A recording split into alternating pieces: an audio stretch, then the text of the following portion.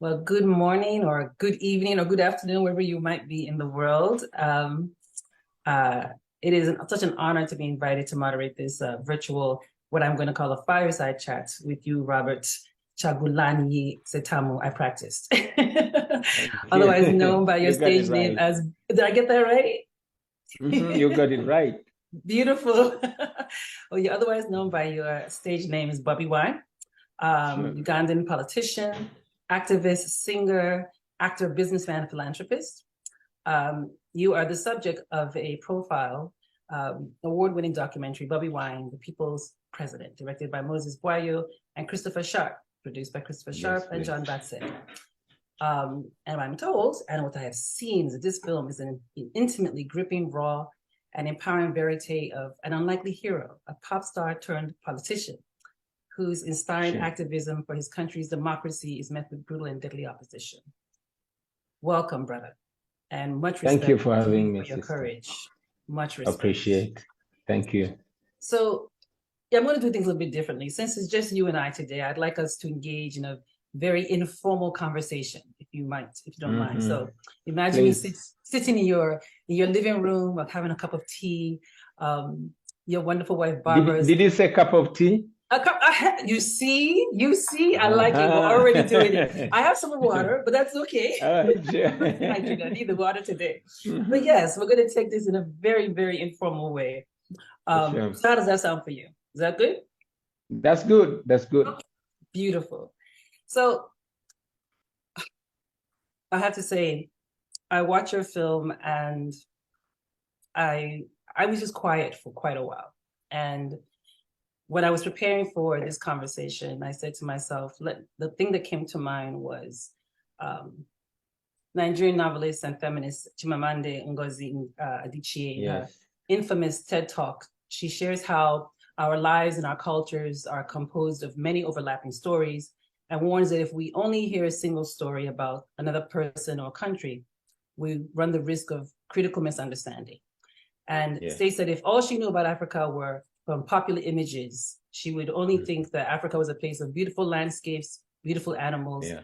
incomprehensible people fighting senseless wars, dying of poverty and AIDS, unable to speak for themselves, and waiting to be saved by a kind and white foreigner.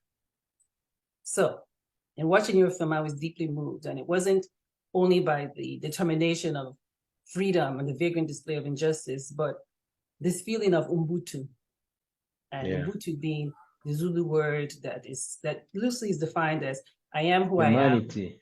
Yes, because of who we are. Yes. Yeah. It's an expression of humanity to others, which Yeah.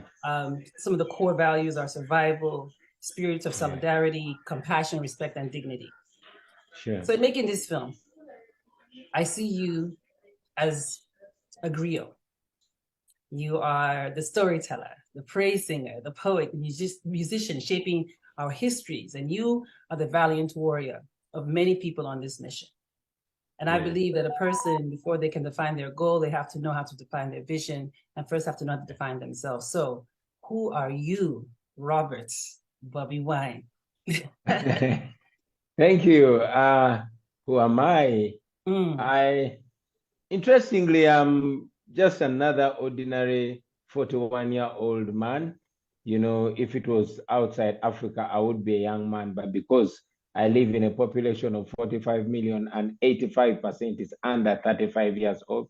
So I'm an old man in Uganda. I am an artist, a family man. I'm a father of 4 children, two boys and two girls, and um, I want to regard myself as a freedom fighter, whatever that means. I stubbornly stick to what I believe in, and I stubbornly refuse to believe that I am any less than anybody else. I refuse to be defined by what other people think. I look at the happiest human being, and I believe I deserve to be as happy as that, and so does everybody else. So I do what I do to free myself and to free others. I do what I do to change my life and to change the life of others. That is how I can describe myself. Mm, Yeah. wonderful, powerful. Let's go back a little bit further into your childhood. Um, Often I've read a lot of things that will immediately define Yeah. your early childhood as coming from the ghetto or living in the slums. But how do you share about what you learned and what you grew from in that space and being in in a space where there was very little means, but at the same time you Yeah. were focused, even though you're a bit of a ragamuffin, yes, as you Yeah. claim. But tell us a little Yeah. bit about your childhood and your parents. I actually come from a great historical family, at least according to the stories that I had my mom tell me, not what I saw. Yeah, but she used to tell us that once upon a time we came from this noble family, but everything fell apart in 1980 when the war started. And my family was part of that war. My father and my grandfather were part of that war. Now, I was born in 1982 in the middle of the war, and I just grew up, later on when the war ended and found myself in the ghetto with our mother, and she was telling us it's politics, bad politics that ended us in the ghetto. Always taught us to work so hard to be Mm, able to change our circumstances. And I grew up, working hard and thinking ahead. And by the grace of God and the ancestors, we made it out of the ghetto. However, after becoming a star, a fashionable young man who sings about this and that, the party, the dance, everything, I, encountered some life-changing experience where I was attacked by a security man my age, but because he was positioned, and he beat me up because I was driving a new Cadillac Escalade, uh, accusing me of showing off and taking all the attention from the girls.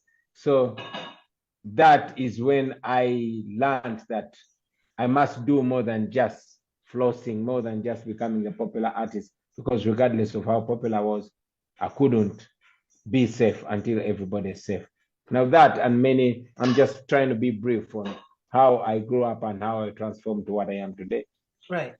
Well, let me tell Mhm. you, we don't have to be brief here because I really want people to Okay. get a sense of who you are. I think, as a filmmaker, there's only but so much we can put into 2 hours. And from what I understand, there was 44,000 hours of Oh footage yeah. over the Oh course of yeah. Indeed, that footage actually, if I must go a little bit more in detail, it did not only look at the positive or the transformation or the inspiring part of me, it also captures when I was a young man with a limited sense of direction, where violence defined me, where artistic beef, defined me, where uh, a certain degree of indiscipline defined me. I'm very happy that I was able to grow through those times, but that was also a certain part of my life, that I wouldn't say I'm not proud of, but I'm proud of the story. You can only be proud of a bad story if it turns out good. yeah, yes, yes, Yeah, yes. yeah. What role would you say that education played for you? Because, when we talk about people in just dire hard situations, and with this, education is the key in some ways, but it's very hard to think about opening up a book and taking your exams and going through, you don't, it's hard to see the goal at the end of the day. It's easier to see, especially if we're talking about the youth and we're talking about the cars and the music and the dance, and Yeah, it's very, yeah, it's very flashy, and it seems easy, yeah. and we all know It entertainment is is actually easy. not Yeah, easy. yeah. It requires a Mm-hmm. lot of work. But Yeah. going back into those early years when you're seeing, there's an easy way out and there's a hard way out, right? And even Mm-hmm. what seems to be the easy way out is not always the easy way out. But talk about education. I'm glad you talked about the means that your family, like the stories that you've heard before your family was in the condition that they were and you living in the slums. But talk about what was put into you in terms of education, because you didn't have to. You could have become a musician without going to university, quite frankly, right? Yeah, yeah, very, Yeah. very much so. And Mm. I'm very glad that I grew up quite close to my mother, and she Mm. made me promise so many times that I would study and complete. Very unfortunately, she was not alive to watch me graduate, but she instilled the value of education in me. And indeed, education was the only thing that set me apart from many of my contemporaries when we were growing up in the ghetto. Having embraced the value of education, I had to hustle to make ends meet and make sure that I go through secondary school, high school, and university as well. I first went to university to study social sciences, and I was majoring in political science and anthropology. But I was a private sponsored student, and many times I failed on my tuition. So I studied that course for only 2 years and I dropped out. But lucky enough, by that time, there was an opportunity at the university. The Department of Music, Dance, and Drama was admitting, and it was called mature age entry. And one had to have experience. So the interview was both practical and written. And the practice was to sing and act and dance, which I had naturally. But it had also a written part. Long story short, I had that interview and I passed the interview and I was admitted to study on government sponsorship. My year was the last year for art student to study on government sponsorship. This elevated my confidence so much that I always looked at myself as a refined ghetto youth. I always looked out at people like Jay-Z, all those,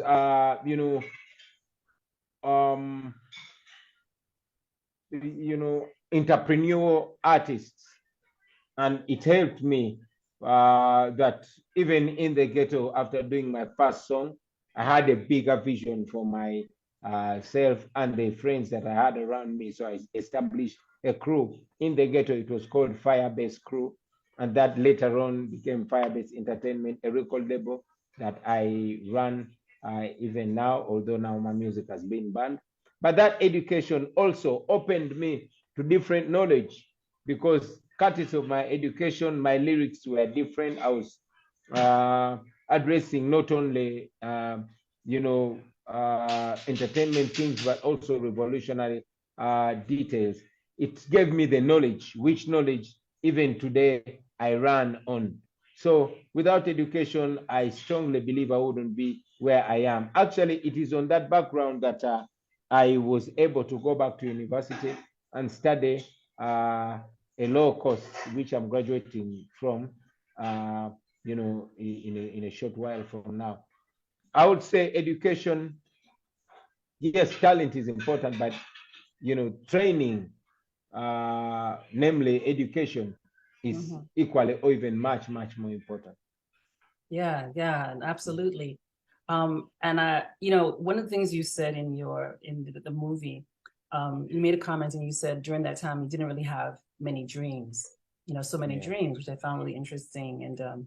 And it made me question the feeling of do you let your circumstances dictate your dreams, dictate, your feelings of what more can you have? You said something about, just get some money, get your house, and you'll be fine. A small car, and I'll be fine. Yeah. Of course, with the limited circumstances, limited opportunities, you don't have so much. Yeah. To dream for, Right. So in the film, when this girl came into my life, I got challenged to think more, to see myself in a bigger image.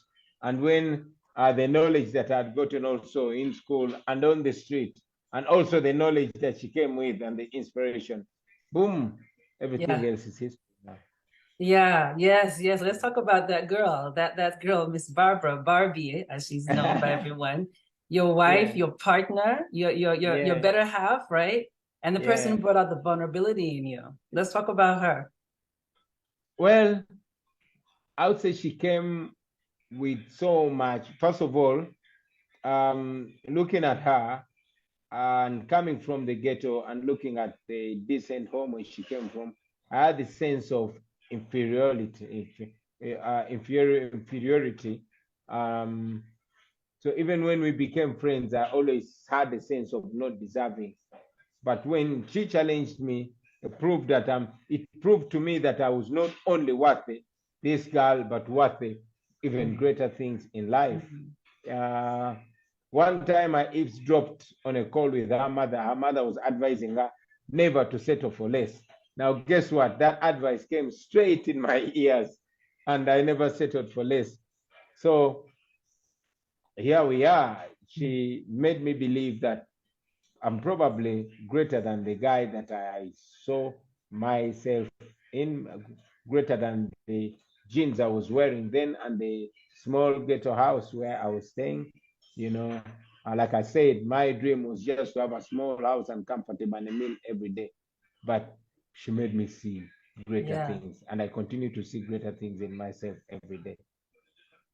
Yeah, I really adore seeing that footage. That's old footage of you all on stage. I mean, how apropos that you guys met doing a play called what was it, Woman Lady Will You Marry Me? Was it? Lady, Will You Marry Me? Oh yeah. And I was acting as president and she was acting as the first lady. Really? Yeah. Oh yeah. Oh wow. yeah. Wow. So now that's that's destiny, you know. Yes, that is foreshadowing in a huge way. Wow, that's a very interesting additional facts there. So okay, so already you were testing the waters, and then you married the girl, right? And then I married the girl. Yeah, yes, absolutely. So you know, I feel like she brought up the vulnerability and all this charisma that you had, and you know, inspired a vision for you. So I've read that the people have called you the ghetto president. How did the ghetto president evolve to the people's president, would you say? Well, the ghetto president, when I was much younger, in the ghetto, I was the most educated among my contemporaries. So when it came to reading the news in English, the newspaper was always brought to me. And when it came to solving issues, I offered leadership. And I also happened to be the leader of the band or the crew. In that hood, it more or less came naturally ordained that I offered the leadership without knowing. It was more like a brotherhood, and I was more like an elder brother. But there is that time when the ghetto youth started being politically interested, not politically cautious, but politically interested, and they even stopped regarding, you know, the government as ruling over them. They said, wait, the ghetto is a different government because we have different problems and different thoughts, and those people don't even care about us. So before I knew, they were regarding me as the ghetto president. And it somehow grew. You know, they started calling me Mr. President. And I embraced it. But for a long time, it was just artistic and rather unserious. And probably that's how those that rule over us allowed us to exist, because it was not taken serious. We used to, you know, smoke weed, and it was a public thing, and we would not shy away from bar brawls or public fights as young men in their mid-20s. So that, in a way, made us appear less serious, although we were doing noble things like sensitization, sanitation, communicating about this and that, but the way we carried ourselves would not earn us the seriousness, and therefore could not land us in harm's way. And for more than about 15 years, I was called the ghetto president. And even when General Museveni was meeting me always, he would say president and laugh around it. When I was meeting the military general, they would say, oh, ghetto president, and they would laugh about it. So it was more like a joke. And I existed until 2017 when I said, yo, for so long we've been asking you to consider us, you don't. Now that the parliament refused to come to the ghetto is coming to the parliament. So I ran for MP I won. I took 80% of the vote. Now, in this election, there was a government candidate and the main opposition candidate, and the president of the country and the main opposition leader were campaigning in my constituency. But I beat all of them and got 80% of the vote. This communicated very strongly. I said, maybe people have been taking us more serious than we take ourselves. So that is when it was made even more official that there's no more things that are going to create prejudice about us. We're not going to have any more alcohol in the ghetto. We're not going to have any more cigarette or weed smoking in the ghetto. We're not going to have any more violence in the ghetto. We are going to present ourselves in the way that people see hope in us. We're going to address serious issues in a serious way. That is how I even ended up losing my dreadlocks. Wow. What you were saying is so inspiring, because I think it's really important, especially for youth, people to feel like they don't have options, to see this journey, to hear this journey of yours, and also how you started to make that shift and evolve. You know, I'm thinking, as you mentioned, you know, you first ran for member of parliament, and then at the point where you decided, like, you know what, I'm going to go all the way through, you know, and in watching the documentary actually does a really great job of first showing what that first step and what you were doing to make changes as a member of parliament. But then at the point where you felt, you know, after having been assaulted, that, you know what, I'm going to make a challenge. I'm going to make a run for this presidency. I think about I'm sorry. Sorry, you were concluding. Oh, what came to mind when I was watching that reminded me a little bit of Barack Obama and Michelle Obama, and at the point where he had to tell her that, okay, I'm going to run for president of the United States. And so with everything that you knew that this run could create, you know, you knew would not be easy. I'm sure you didn't know the extent, you know, as we've seen in the documentary, the extent to what then happened.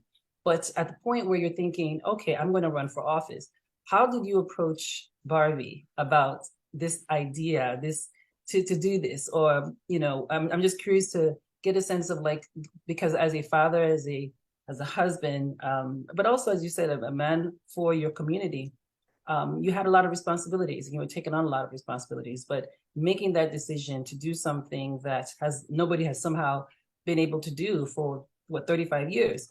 How was it for you being able to make that? How did you approach it with the idea? Let's put it that way. Now, let me first take it a little bit back to the member of parliament. My idea was to cause chaos in that parliament. My idea was to cause attention by the ghetto youth to the parliament, because for so long they were disconnected and did not even care how they are governed or what is decided on their behalf in the parliament. So I wanted to be in parliament so that they follow up on the proceedings. And we achieved that in the first 1 month when I was in parliament. However, I realized that the parliament was being used by General Museveni. He did not have the power at all. However, my turning point was when General Museveni brought a bill to change the constitution and allow him run for this, I think, 6th term. Yeah, because by the time I went to parliament, our constitution had an article that was to the effect that after the age of 75, a person is no longer eligible to run for president.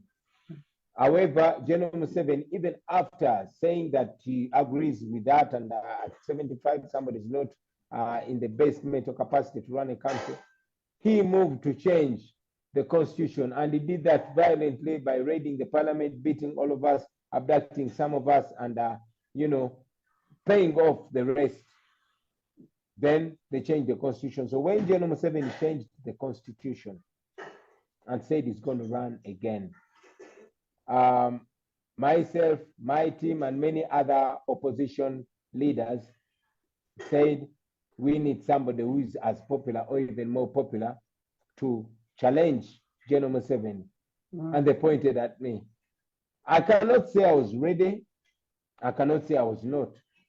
I said, if it's going to take me to free this country, here I am. And I threw in my hat. Yeah. Wow. So you became the face for the people, truly. You were selected by the people for that walk. But how did Barbie handle that when you mentioned it to her? Was she just all in, or what were the things behind the scenes that? Man, by that time, initially, I'll say that Barbie did not like these things Hmm. because Barbie and I had agreed that at age 35 we would retire and go enjoy our sweat since we struggled so much right from the time when I met her, right from the time when you see us acting on those on the stage. We did not have any holidays. We did not go to any dinners or any dance parties. We always worked and worked and worked. And yes, we made a fortune because we were fairly wealthy, I would say. However, at 35, and that is when I got crazy, I said, I'm going into politics. So she was not very welcoming of the idea, although she supported me nevertheless. However, when I was uh, detained and tortured in a military barracks, and Bobby came and looked at me, swollen face, swollen red eyes, swollen lips, broken back. I couldn't sit, I couldn't stand. She said, you know what, Bobby, if this is what we are fighting against, I will never take a step back.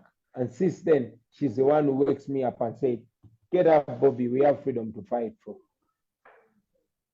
Wow. Yeah. I look at you all as sort of the modern era, um, Nelson and Winnie, Malcolm X and Betty, Coretta, where you have this young dynamic duo, if you will, partnership, most important Yeah. partnership.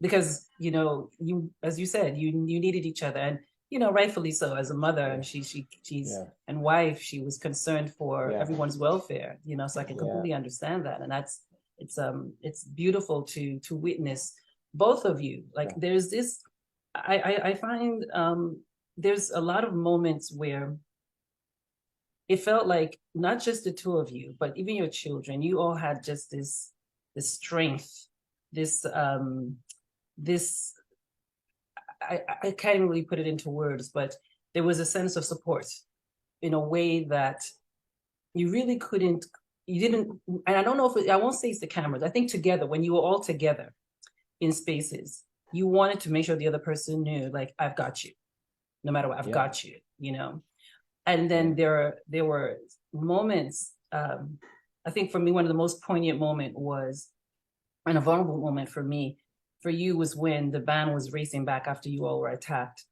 and your music producer, Dan Magic, was sitting next to you, bloodied and shell shocked.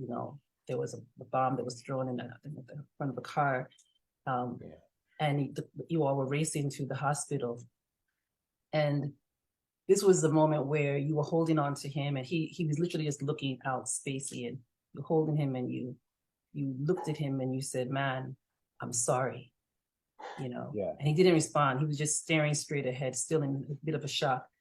And then you said, we shall get through this, my brother. And then he just kind of shook his head. And I just thought to myself, wow. And there was a tear coming down your face. And it was probably one of the only times I think I saw a true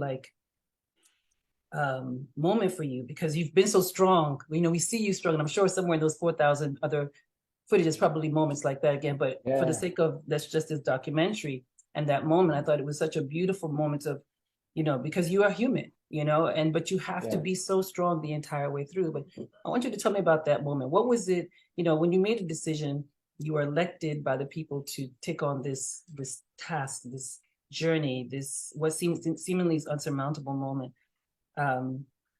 But then you're being attacked for running as a president, for running to be a president. And your friend here has not been attacked. And this is the moment you break down in front of people. Enough, you broke down just enough for us to see that it's not just you, it's other people now lives are being lost, as you've been witnessing. But what was that moment like for you, if you can recall, when you see someone right next to you, and how close that could have been for them as well as yourself? I'll say that there were actually very many moments like that. Very many. There was a moment when my driver was shot. You know, there's a moment when my close friend, my bodyguard, was run over by a military truck and his skull was crushed. And I held him, I saw him breathe his last. And then there's also a time when my close friend, who was a cameraman, who was moving with me on top of the car, Ashraf, was shot with a projectile, and I saw his brain splash out. There were many, many tough moments.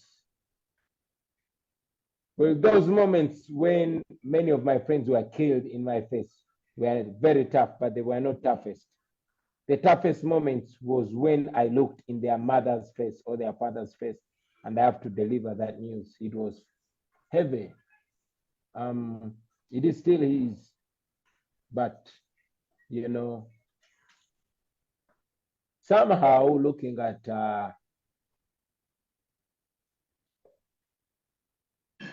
excuse me.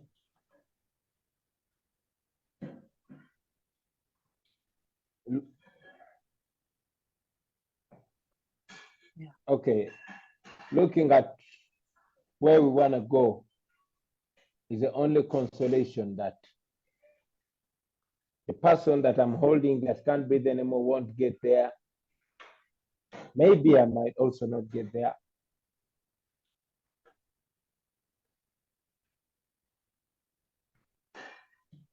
Excuse me, please. It's okay. It's okay.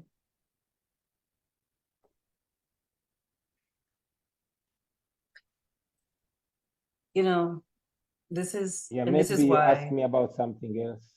No, I understand. I understand. So this is why, this is the why we make movies, we document, we do documentaries, because there's more to the story than what you see on the screen, you know. And like I said, with this conversation, I wanted to get to the man behind, behind the deeper conversation. It's okay. Take your time, brother. Take your time, brother. No, I'm good. Yeah, no, I understand. Thank you. Take your time. Please, You're among family here. Yeah. You're among family. Yeah, I'm back. Yes, yeah. No, it's look, like I said, it's the humanness. It's the Ubuntu here. Yeah. I am who I am because of who we are. That is what it is, yeah. You know? Yeah. There was a quote that you made in the film,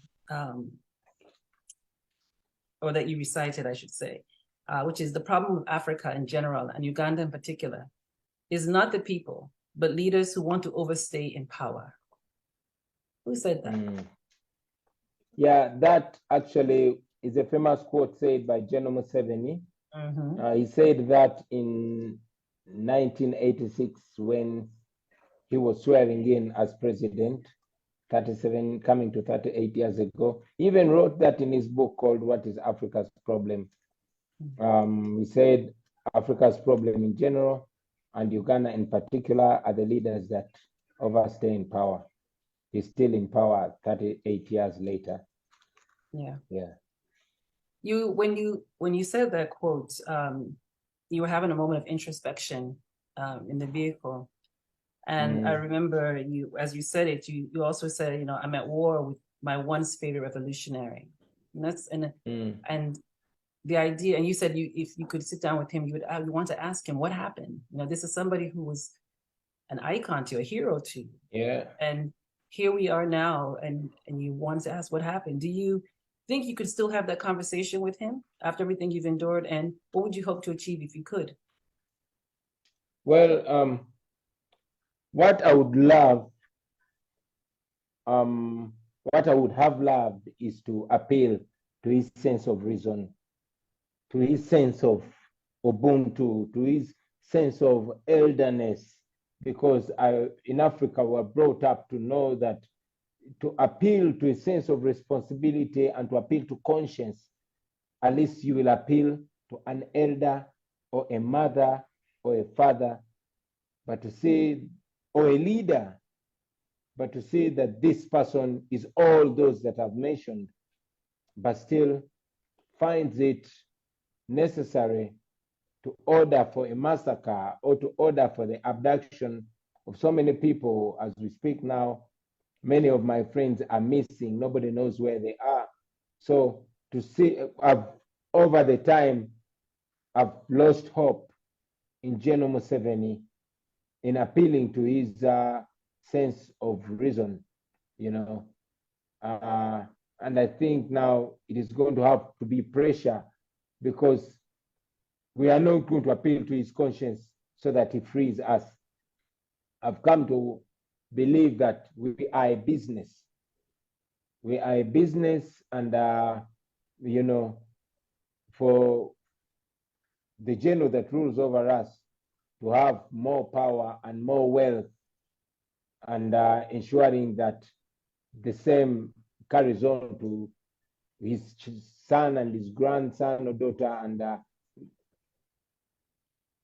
the only exchange for that is silencing us and denying us a right to think and determine our own destiny. So I think the price for him is too much to give, because if he gives us our freedom, he loses us. You know, he loses us. Our taxes can no longer facilitate the luxurious lifestyle. Our taxes will have to build hospitals and roads and schools for us. So I lost the hope in appealing to his sense of reason. Yeah, I think we'll have to appeal to the sense of responsibility of every citizen to say, no, we want our freedom, and we are not going to have to appeal to your sense of pity to give us our freedom. We, after all, we were taught by Dr. Martin, freedom cannot be freely given by the oppressor. It must be taken or demanded by the oppressed. Yeah. You know, watching this film, you know, I find myself having to remind myself while watching it that this was not a war movie, that this was someone running to be a president. You know, in fact, there was a moment when you were roughly pulled into a van, and you were, just before the van pulled away, you were behind the bars, and you were saying, I'm a presidential candidate. I've done nothing wrong. It was such a surreal moment that was captured. And in a way, it kind of, it brings together why documentaries are made, to capture those moments where the surreal, the improbable moments like this happen, so that people can see that, okay, we need to alert the world to this. That's the technology allows for these images to be seen faster and, you know, in more immediate, I should say, and for something to be done. So over the course of 6 years,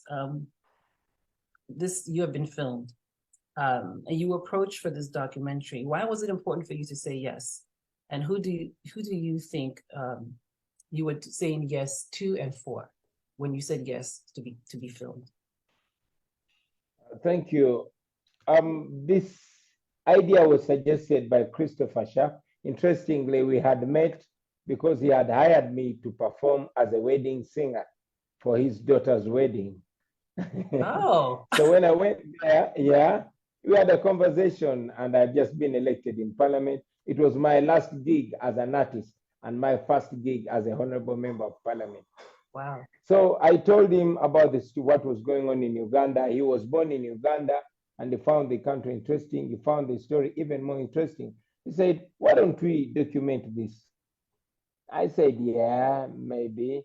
So I started giving, you know, some of my time to him to document, but it got hotter over the years that two of the cameramen had to not only leave the job, but they had to run out of the country because the levels were getting high now. They started documenting long before I even thought I would run for president. As we went on, I discovered even more importance of telling our story, because I realized that it was the only opportunity for us to smuggle our true, authentic, unedited story, Ugandan story, out of Uganda, because the media is highly controlled here, and there's so much money that is put aside to paint a rosy picture of General Museveni's rule. So I saw that that was the only opportunity, and because of that, now we granted full access to all our lives, even the most vulnerable moments were covered. Moses, who was covering, who was the co-director, was staying with us to the extent that after he left, the children are asking, where did Uncle Moses go? You know, yeah.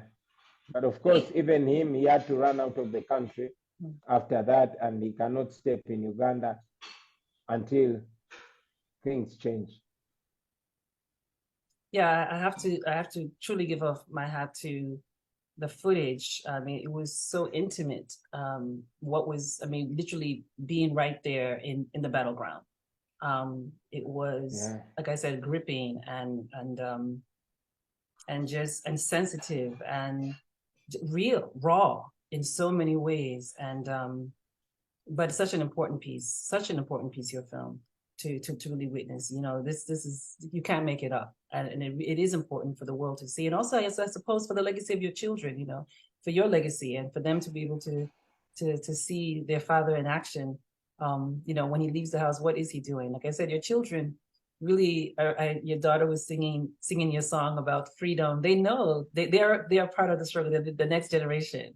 That must be really proud for you to see that happening. Definitely. Definitely. I feel like I've brought them up right. Roughly, but right. Yeah. You definitely have. I hate the fact that you had no, I was just saying I hate the fact that they are traumatized many times. They've seen their father humiliated. They've been, you know, raided and taken over at home, you know, but, you know, they learn. I teach them early that it is what it is, so that when they see their father is taken to prison, at least they will not think that their father is a criminal. It's really, it's beautiful to watch. You had the round table, I would call it the round table moment in the film when you decided you're going to send them to the United States for their own safety. And it's interesting, when the camera first showed the scene and you were speaking, I actually thought you were talking to somebody like adults, and then the camera pulled back and you were talking to the children, you know, almost like, we made this decision, but you were talking to them not like children pack up, we're gonna go, but like they were part of your team. You know, you were all part of the same team, and you wanted to speak with them, no matter how, even to the youngest one, but speak with them in a way that they understood what this moment was about. And you see them growing into that understanding and that support with you. Thank you. At the premiere of your film at the Venice Film Festival, for the premiere, you received a 10-minute standing ovation. Now, you may not know, maybe, I'm sure you've been told by now, but maybe if you haven't, the more people stand and clap, it means something. It's more than we like you. It's like, we really like what we're seeing here. So that 10-minute actually is a bit of a record in terms of like how long the standing ovations have been at the Venice Film Festival. And I was actually watching the video of you standing and receiving this. What was that moment like for you? What does the culmination of these 6 years of being filmed, the 4,000 hours, and you just being yourself, and you knowing your background, you knowing everything you have been through as a youth, with your education, with the people that you grew up with, being the ghetto president, becoming the people's president, all of that, and for you to stand there watch this film. I don't know if I don't know if you saw it for the first time, if you at the festival, if you were able to see a rough cut prior to that. But what was that moment like for you to see this room full of people who've just watched you standing there for 10 minutes and saying to you, "I see you"? It was a very deep moment and very heavy as well, because at that time, my mind, I was watching the film for the first time. I had never watched it before. Wow. It was the first time I was watching it. And man, it threw me back. I had just seen so many people. Many of them are in prison now. Many of them are missing. We don't know where they went. Many of them are in exile, and many of them actually sold out and betrayed us, and they joined the dictator, and they have Jewish positions. Many of them were still together, and my mind was running very fast. And I only had one wish. I wish my friends would be there to share that moment with me. I wish they would know that the world is seeing what happened and what continues to happen back home. So it was only wishes. But I was also very humbled, very, very humbled that I could live to see that moment. You know, I had lived to see that moment. I'd seen it. It was such an accomplishment, but again, such a void in my heart that I wished some of my friends were still living to see that, and others I wish they were with me there. So it was, I had very mixed thoughts. Yeah. Yeah, that's powerful. Barack Obama had said, "The future reward those who press on." I don't have time to feel sorry for myself. I don't have time to complain. I'm going to press on. Do you have any regrets, or is there anything you would have done differently? How do you intend to press on? I don't have any regrets. I don't have any regrets. If I was to do it again, I don't know if I could do it. I don't know if I would do it, because honestly, I knew that this guy was going to be brutal, but I did not know to what level, because I'd seen they were arresting opposition leaders, throwing them in jail for a week, 2 weeks, 1 month, a year. And I was ready for jail. I was ready for the beatings. I was even ready to be killed, but I was not ready to see innocent people killed. I was not ready to see people abducted and missing, my friends raped. And man, I don't regret, because I know that freedom is not free. And I think the worst has already happened. There's nothing more that can happen that I don't expect. What? Death, prison, abduction, beatings. So they've done everything that they could do. They've not been able to break us. So that means we're going to press on. The next stop is victory. I love that. Yeah. And with that, thank you. Thank you. Thank you.